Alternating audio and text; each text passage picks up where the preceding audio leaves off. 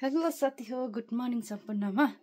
यहाँ सुन्नु है, आज बिहान बिहान हजुरहरूलाई म के देखाउनु चाहेँ भन्दा चाहिँ नि, मेरो छोरा अभिनवले चाहिँ बक्सिङ क्लास जोइन गर्छु भनेर मर्नु आँटेको छ नि त। अस्तिदेखिको जान्छु भन्छ, आफै कता कता गई खोजेर बक्सिङ क्लास जाने त्यो फर्महरू झिकेर गरिसकेको छ होइन। अनि हिजो चाहिँ त्यो बक्सिङको त्यो उयो हुन्छ नि, यस्तो हिर्काउने त्यो के भन्छ त्यसलाई, मलाई याद छैन। त्यो लिएर आएछ साथीकोबाट। अन्त चाहिँ उयो झुन्डाएर चाहिँ बक्सिङ खेलिँदै थियो।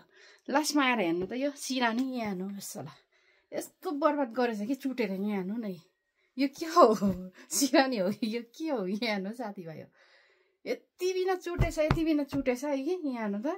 त्यो मात्रै होइन नि, केटाकेटी माथि घरको केटाकेटीहरू पनि थियो। बिहानदेखि सुत्नु लगाएन क्या। बिहान त्यो बेलुका शुक्रबार आएको आफ्टरनुन टाइम त झुन्डाइराखेको थियो। अनि बिहान त सुत्नु लगाएन केटाकेटीले, माथि घरको केटाकेटी आएर त्यो ठट्टाएर। म चाहिँ यहाँ सुतेको नि त, यहाँनिर झुन्डाएको थियो। अहिले बिहान त्यो चाहिँ लगेर गएछ। अन्त यहाँ हेर्नु सिरानीको कन्डिसन के हो यो। अब यो सिरानी भन्नु भएर उयो गाठा गुठी भक्कु पिटेछ। यहाँ हेर्नु त, यति मात्रै कहाँ हो, ब्ल्याङ्केट पनि हालेको थियो। ब्ल्याङ्केट त अब त्यस्तो उयो यस्तो कन्डिसन बनाएछ। यहाँ हेर्नु साथीभाइ, अब के भन्नु है। हाँस पनि उठ्यो, माया पनि लाग्यो। इन्ट्रेस्ट भएपछि चाहिँ कुनै चिजमा इन्ट्रेस्ट भयो भने चाहिँ त्यस्तो हुन्छ क्या। केही कुरोको पर्वाह हुँदैन, खालि त्यसमा फोकस हुन्छ। त्यही माथि पऱ्यो गुरुङ भेडा भनेर तपाईँहरूलाई थाहा नै छ हो।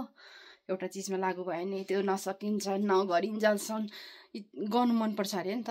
सेम ह्याबिट त मेरोमै छ है। जे चिज गर्छु भने चाहिँ गर्छु, त्यो कुरोलाई नगरिन्छ चित्त बुझ्दैन साथी हो। त्यसलाई म एन्ड गरेर नै सेटिस्फाई हुन्छु, चाहे रात परोस् चाहे जेसुकै होस्, मलाई मतलब हुँदैन क्या।